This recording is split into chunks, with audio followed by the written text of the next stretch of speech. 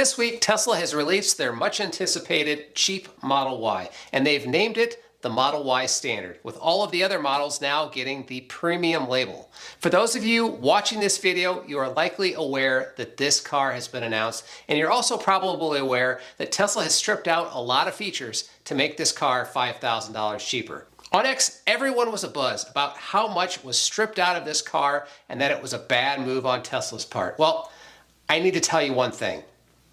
This Tesla Model Y Standard wasn't made for you. Let me explain why. Now, obviously, you're watching this video or you follow me on X, you're probably pretty plugged into the Tesla universe. You watch YouTube, you might be part of the Tesla community on social media. It's not uncommon for us to debate the small things like the addition of a turn signal stalk back with the Model Y, or the road noise or lack of road noise, or how the light bar in the back shines onto the road. And I'm pretty sure that you also know that Tesla invited a number of content creators down to Austin for a sneak peek of the new Model Y Standard, and they covered it all in detail. Now, if you haven't seen their review videos, I would encourage you to go and check them out. I'll leave links to some of them below. Now, we've had hints that features would be removed, but after watching the review videos, I don't think anybody fully predicted just how much they were stripped out. So just so we have a basis of discussion here, let's go over the list of exactly what Tesla removed from the new standard Model Y. And I'll warn you, it's a pretty long list. Let's start with the exterior. The standard wheels on the Y are now 18 inches instead of 19. The battery is smaller. The maximum charge rate has been reduced to 225 kilowatts. The side mirrors are manual. There's no HEPA filter, no biohazard defense mode. The light bars on the front and the back have been removed. There's no matrix headlights or adaptive high beam. There's no double pane glass. 0 to 60 is now at 6.8 seconds, and there are limited colors, gray, white, and black. That's all you get.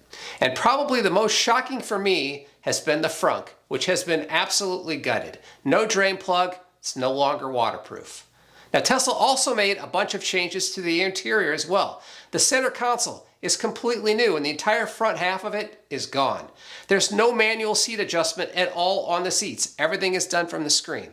The steering wheel is manual. The rear seats don't go up and down automatically. The glass roof is still there, but it's been covered up on the inside.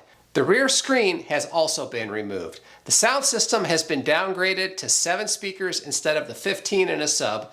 FM radio is gone. They removed a whole bunch of carpet and replaced it with plastic. They've added fabric to the seats and the door panels, and the seats come in one color, and that's black. If you like the ventilated seats, they are gone, and there's no heated seats in the back. And that nice RGB lighting inside, it's gone too. There's no 12-volt outlet in anywhere in the front of the car. There's no coat hooks in the back seats. There's no seat back pockets, and the cup holders are now built entirely into the rear center section seat. And for me, the most shocking change of all was that Autopilot has been removed. And I'm going to touch on that a little bit more later. Whew, that's a big list. Now that we have a feel for what has been removed, your first reaction, which was probably like mine, was, wow, that's way too much. Tesla went too far. However, as I stated at the beginning of this video, this Tesla was not designed for you. So if it wasn't designed for you, then who was it designed for? Simply put, it is designed for people like my wife. Now, my wife owns a 2022 Model Y. She loves the car. She also looks at the car as a car, and it gets her from point A to point B. And she loves that it's electric, and it's safe, and it handles well in the wintertime. She also likes that it has a ton of storage. Now, she doesn't watch YouTube, she's not on X, she doesn't follow Tesla at all online. Frankly, she has zero interest. And when I went over this list with my wife, all of the things that Tesla took out, her response was almost universally, I don't care. Yeah, I don't care. For her, she is looking for some basic things: reliability, space, safety, and utility. That's it. Anything beyond this just isn't necessary, and this is the demographic I think Tesla is targeting. Tesla is looking to attract the Honda CR-V and Toyota RAV4 crowd that's interested in maybe making the leap to EV. This car is not targeted to the EV enthusiasts like you and me.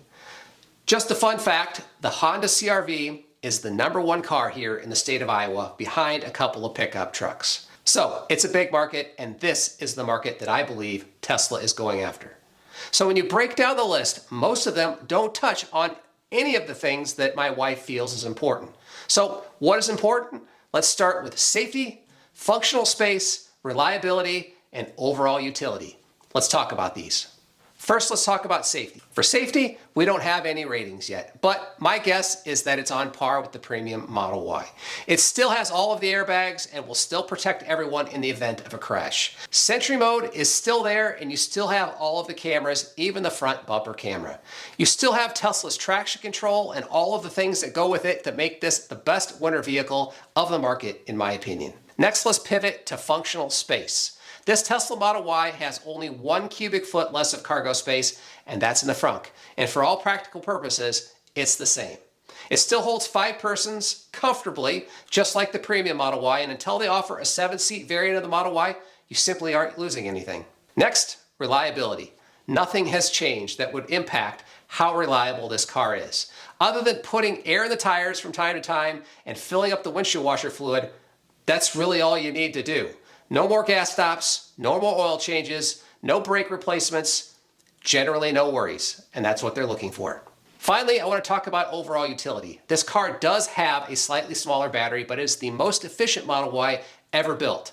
This is due to the low rolling resistance, aerodynamics, and less work to keep the cabin temperature cool and warm due to that roof change. Range is slightly lower, but generally this isn't going to be a heavy road tripping car. However, it certainly could be if you wanted to.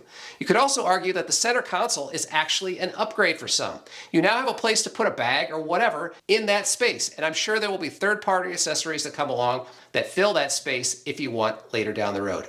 You can still adjust the seats, the mirrors, the steering wheel if needed. It's just manual. But how often do you change these things? For most people, it's set it and forget it. The rear trunk is still automatic and will still open hands-free when you have your hands full. The cloth seats are stain resistant, durable, and comfortable. At least that's what they say. The AC air vents up front still work exactly the same way. On the screen, you still have the same navigation, streaming options, games, entertainment options. It's all there.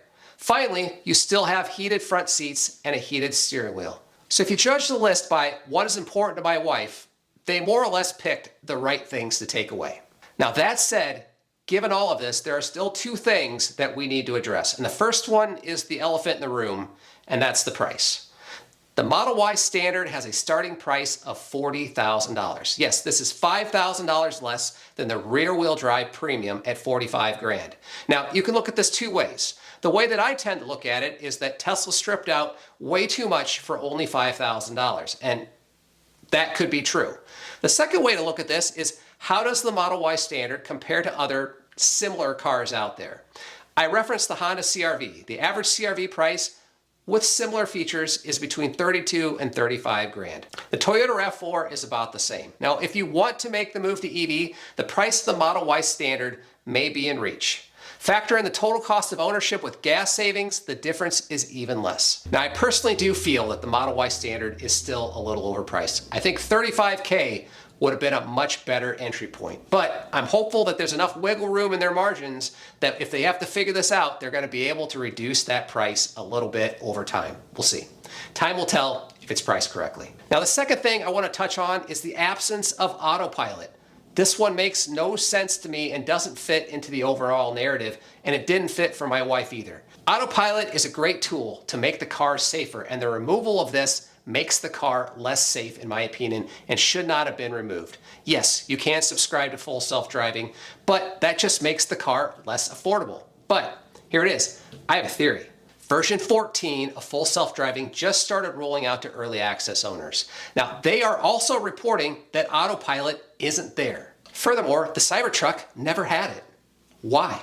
Well, I have no inside knowledge here, but I believe that Tesla is working on something that will replace the old Autopilot code, and that something will be based on version 14 of full self-driving. Now, I can envision a lower featured version of FSD that could absolutely replace all of Autopilot, and this is something that I think Tesla should do in my opinion. And I speak for experience when I say that the car behaves very differently under FSD versus Autopilot, and Autopilot simply isn't as good. Now, I think that the reason why nothing is shipping on the new standard Model Y is that the next version of Autopilot just isn't cooked yet, and they're just not ready to announce it. Now, I have no data to back this up, and it's only my opinion, but this is the only reason that I can think of that makes sense as to why you want to leave it out.